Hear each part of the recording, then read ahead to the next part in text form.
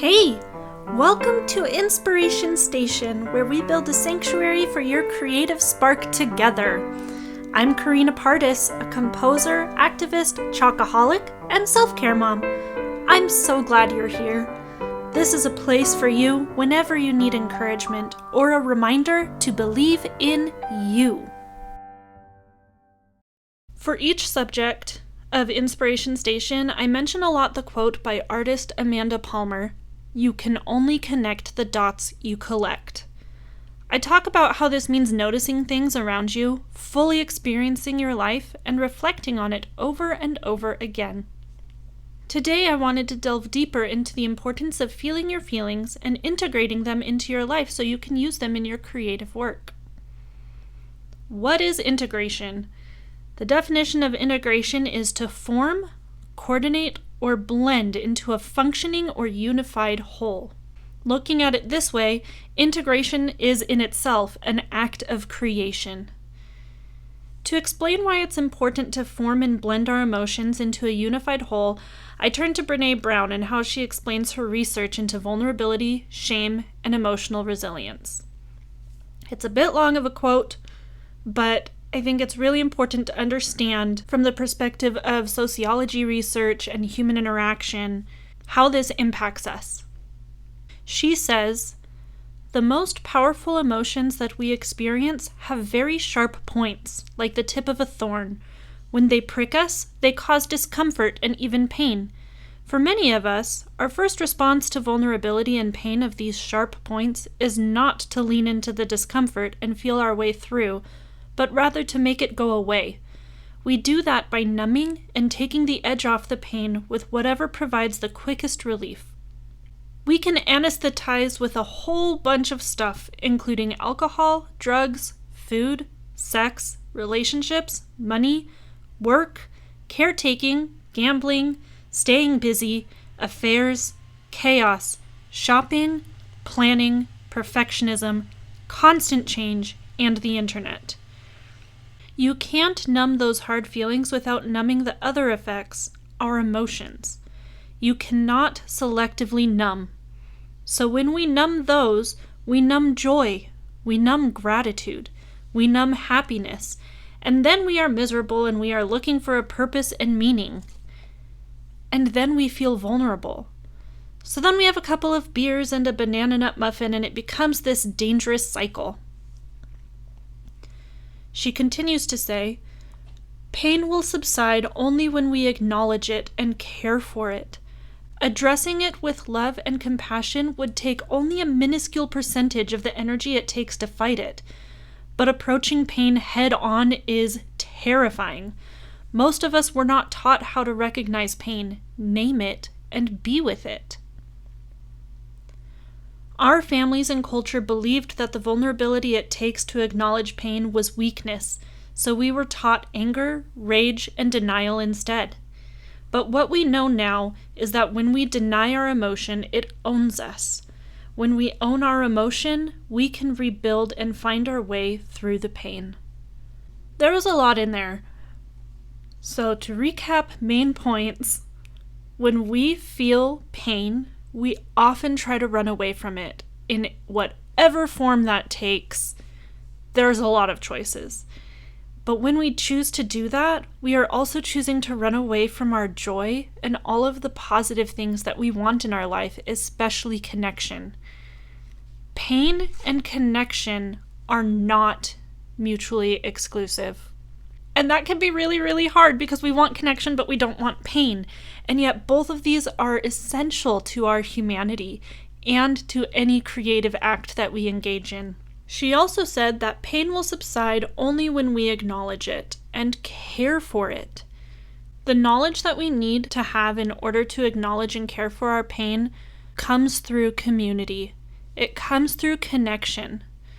Judith Herman, who is a psychologist, talks about how being alone is what makes a hard situation turn into a traumatic situation, and how being with someone that we can trust and that helps us feel safe and loved is what takes a traumatic situation to being a hard situation. We cannot have community or creation without the acknowledgement of pain. This is where the work of integration comes in. And there are other wonderful resources. Brené Brown, of course, is a wonderful resource. Her book, Atlas of the Heart, talks about all of the different emotions, not all, but I think 86 of them, that are essential for us to be able to name and understand if we want to be able to fully move through the experiences that we have instead of ignoring them. The book, The Happiness Trap by Dr. Russell Harris, is a really great one to be able to fully explain and label the cycles that we put ourselves in of trying to seek happiness while running away from the things that hurt, and recognizing that happiness is not our default mode. Highly recommend it. Xavier Dagba is a trauma-informed coach who talks a lot about how to be able to incorporate compassion and healing in our daily routines. And then, of course, the book The Body Is Not an Apology by Sonia Renee Taylor is an amazing, powerful anthem on how to reclaim ourselves and our work and our passions in a system that often defines us by superficial things. Links to all of these resources will be in the description. I hope you check them out. So first I'm going to talk a little bit more about how I've noticed that ignoring my emotions affects me. So not integrating, running away, the easy thing to do. It makes me focus more on what I'm doing wrong, which is never fun. Nobody likes that. I more easily shame and blame myself. Or if I'm really, really hurting, I start shaming and blaming others, because emotion has to go somewhere. It cannot be put in a box and just sit. It either gets turned in on myself or on the people around me, and usually that means the people that I love most are in the danger zone. I also notice that creating and connection becomes a should. Something I should be doing, not something that I want to do or that I'm looking forward to. These are my warning signs that I can see when I'm running instead of integrating and leaning into the discomforts that will help me connect those dots. I encourage you to think about what your warning signs are. Alethea Luna, author of The Spiritual Awakening Process and The Awakened Empath, said, "No matter how uncomfortable, how intense, or how inconvenient your feelings are, facing your emotions, feeling them, and accepting them for what they are is the best way to heal yourself and live a more balanced and peaceful life." So how do we integrate and create a functioning unit between ourselves and our emotions in order to live this more balanced and peaceful life? The first thing that I do is to name it. We need to name the emotion in order to be able to understand how it is impacting us. We can do that through journaling. We can do that through creating art. Put those together. Art journaling. Making ugly art. Ugly doodles is one of the most impactful things that I have found. And I thank my wonderful friend, the Darling Revolution, for introducing me to this. Making ugly art isn't about making it look bad, but it's about not caring if it looks good. And it's just a way to get your soul onto paper or canvas or wood or whatever you want it on. The method doesn't matter. The materials don't matter. You matter. And when we put aside the superficial things to just make something, even if it is not perfect, especially if it's not perfect, it helps us bring every part of ourselves into that space without judgment. And it's a wonderful practice.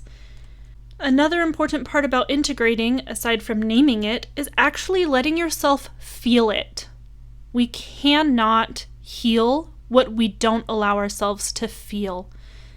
So we can feel things by getting lost in music. We can talk about it with people that we trust.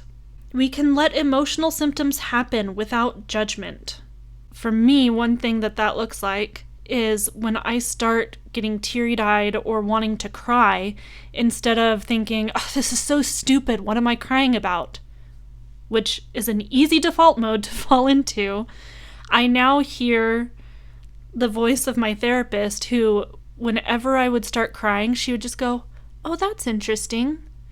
I wonder what's happening that makes your body want to talk to you like that. What is your body trying to communicate?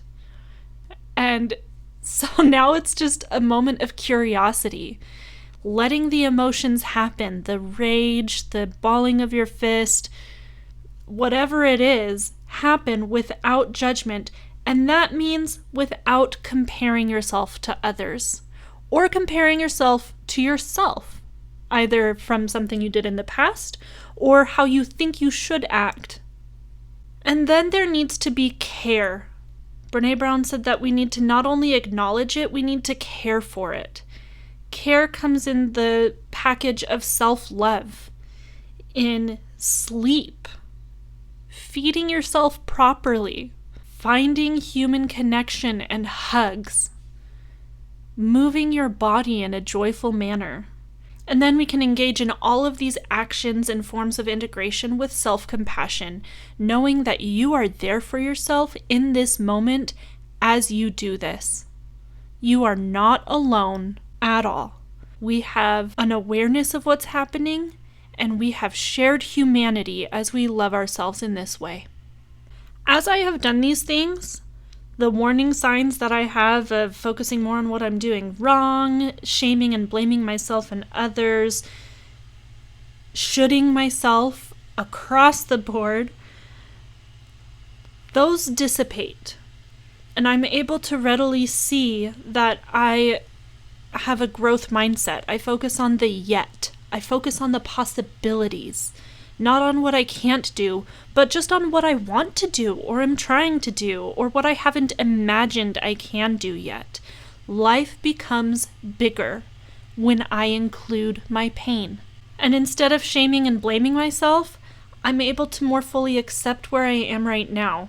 I'm able to accept others as they are. And that acceptance allows me to fully see our shared humanity and engage in it and invite them in. And when we create art, we don't want to shove other people out. We want them to be a part of what we are creating. And of course, creating in connection is no longer a burden. It is something joyful, even if it's painful, even if it's uncomfortable or inconvenient. It is something that brings meaning. And meaning is always the doorway to joy. Xavier Adagba, the trauma-informed healer, said, honor the void. Honor the interspace. Honor these moments when you feel uninspired and life feels bland. Settle even more into your body. Listen more, attune, recalibrate. Release the need to feel high all the time. There is nothing wrong going on here. Just another part of the cycle that life is. And that is appropriate. I believe that you are worthy of every experience. There are no good or bad emotions, there are only human emotions. Pain and disappointment, along with so many other things, are part of the human experience. No one deserves them. And yet, even within those experiences, you are still worthy of love and belonging. You are still worthy of the creative spark within you. And although everyone does it differently, when we turn towards those experiences, I know that that creative spark gets brighter. I believe that you can do wonderful things because you are wonderful. All of your dots don't have to be wonderful. All of your dots don't have to be wonderful in order for you to be wonderful, and in order for you to create wonderful, amazing, beautiful things that can talk to the souls of others, that can create those connections, that can build those bridges, that can expand the way that we view the world. This is why I say that you have the power to change the world. because the more that you share, the more you expand our ability to see the world around us, the more we are capable of change. Collecting dots is no small feat. It is not something to make light of. This is the human experience, and I hope that you're able to find ways to feel and to create whatever world it is that you want to see. You have the power to do that. I know it. Thank you so much for listening. I'm excited to talk to you again soon. Until then, stay creative.